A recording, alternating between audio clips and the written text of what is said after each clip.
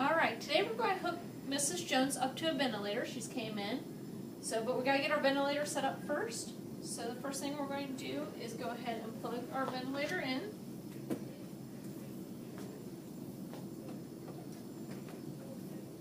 And then we're going to hook up our oxygen and our air hoses.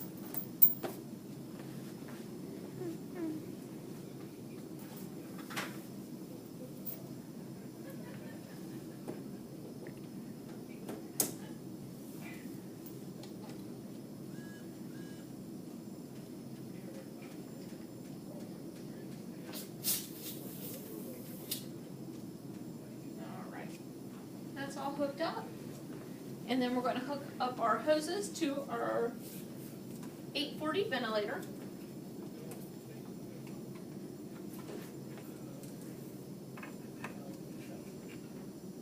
Alright, and then we'll turn on the ventilator and follow the instructions that it gives us.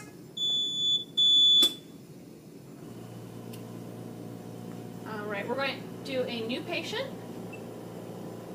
Our patient weighs 185 pounds, so we're going to go ahead and set it to 85 kicks. Our patient's going to go on an SIMV mode, so we're going to select that. We're going to give our patient a tidal volume of 600 with pressure support set at 12 and a PEEP of 5, and our patient's going to go on 40% O2.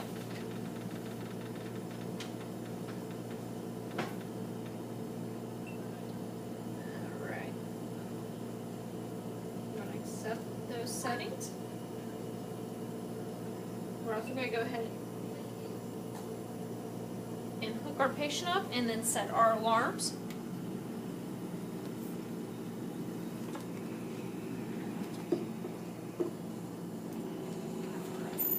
And we've hooked it up to the lung box here. We've set it to a resistance of 1. We've turned off any leaks, and we've also ensured that the compliance is set at the highest that we can get.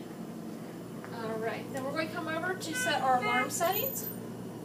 Our patient's breathing about 15 breaths per minute, on the high side 30, so we're going to go ahead and set our rate at 33, or I'm sorry, our peak pressure right now is staying about 30, it's going between 15 and 30, so we're going to set that alarm at 33. We're also going to turn on our flow. Our patient's breathing about 20 times a minute, so we're going to go ahead and silent our alarm for right now while we get our alarm set. We're going to set that for about 32, because if our patient goes any higher than that, we want to make sure that we hear the alarms. We also want to make sure that our minute ventilation is at the appropriate setting, which she's getting about 6.6 on our minute ventilation, so we're actually going to raise our higher one to right about 5.5, and then I'm going to keep our high side at 7.5. We want to keep our alarms nice and tight, because if anything goes wrong, we want to be able to get to our patient. Our tidal volume, we want set that about 3.85, because we really don't, or 3.75, because we don't want our patient getting any less of a tidal volume than that, but we also need to bring on the high side, because we don't want them to let us know. We want them to let us know if they get too above. So we're going to go, if they go above 500 milliliters, we want to be notified. On our exhale, our patient isn't exhaling as much as we'd like, but we need to keep that alarm right about 145. Again, so our alarms are set.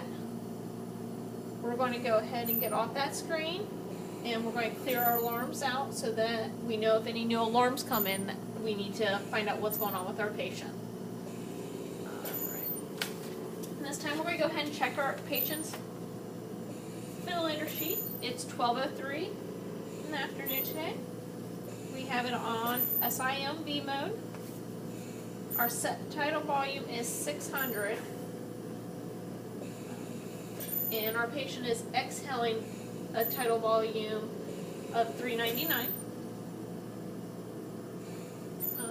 set on a flow of 10, but since it's SIMV, our patient's actually predicting how much they're actually breathing. So our patient's actually breathing 24 times a minute.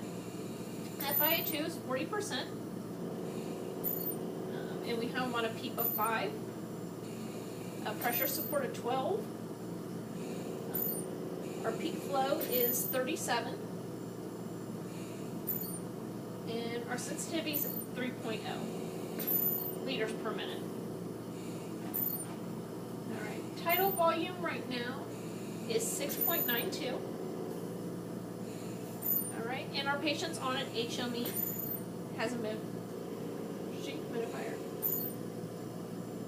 And we're on the ramp. We're on a, let's push that.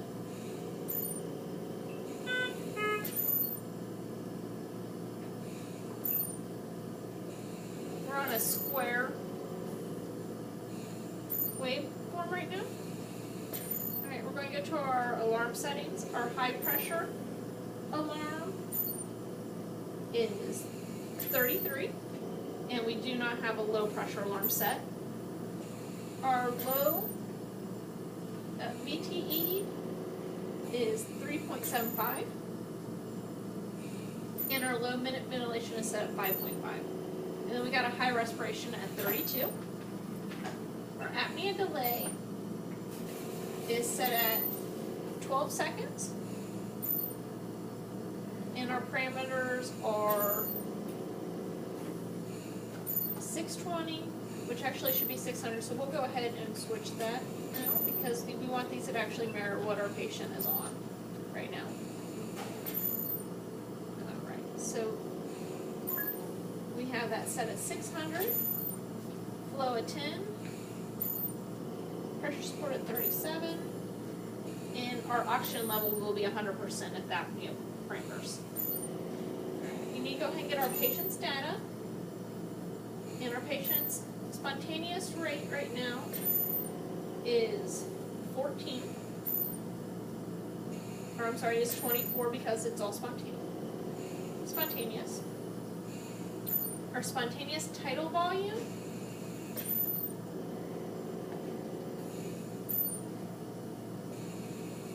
is 600 because she doesn't really have it's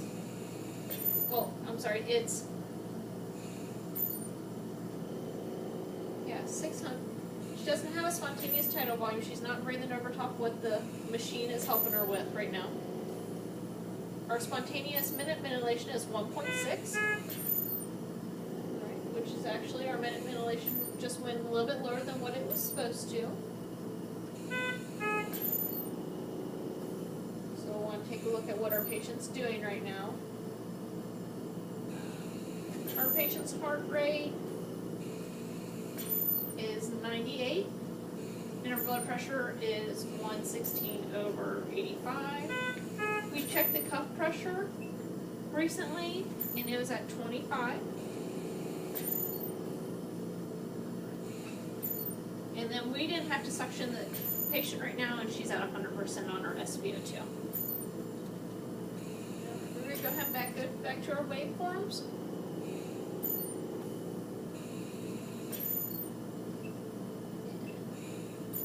Right now we have up our pressure time and our flow time. So we're going to go ahead and draw those graphs.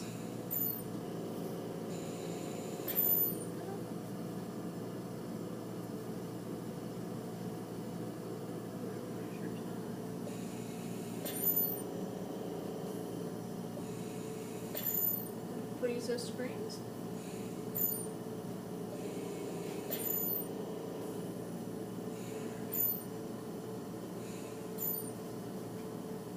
Volume time.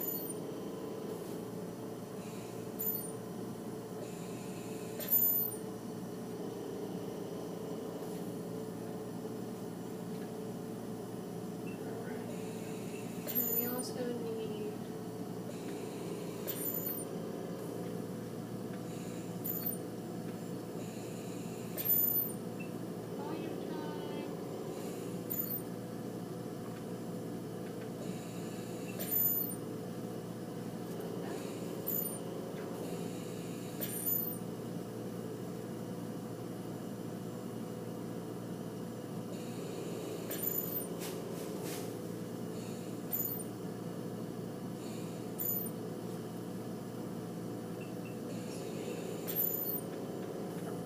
pressure volume.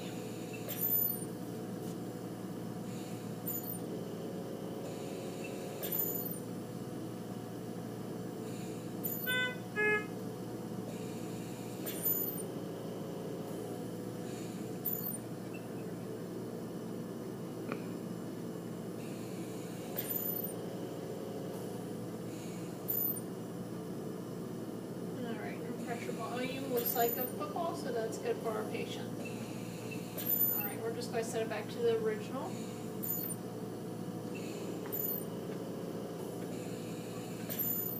Screen so we can see what's going on with our patient.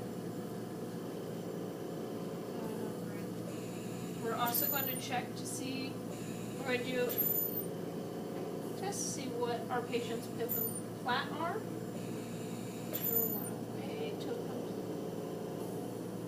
We're going to do an inspiratory on the next inspiration.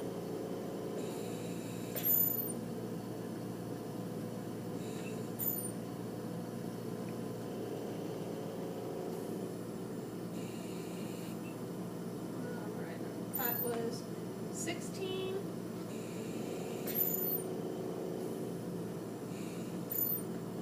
So we got 16. 154.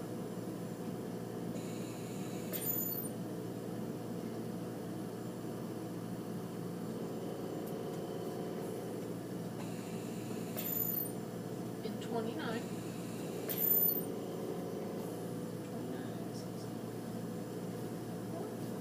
Alright.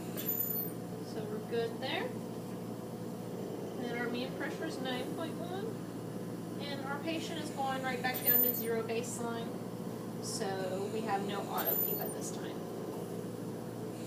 Alright, so I filled out my card, and then our patient's doing good. We're going to come back in a little bit and just check to see how our patient's doing.